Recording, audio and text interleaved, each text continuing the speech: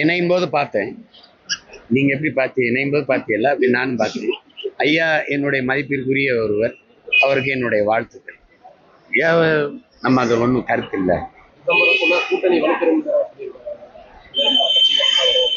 ஒவ்வொரு கட்சியும் தன்னுடைய அணியை வலுப்படுத்த தான் போராடும்.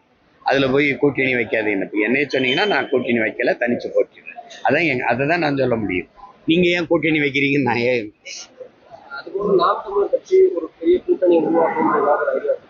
நான் கூட்டணி வச்சிருக்கிறேன்ல 8 கோடி மக்களோடு, மக்களை நம்பி.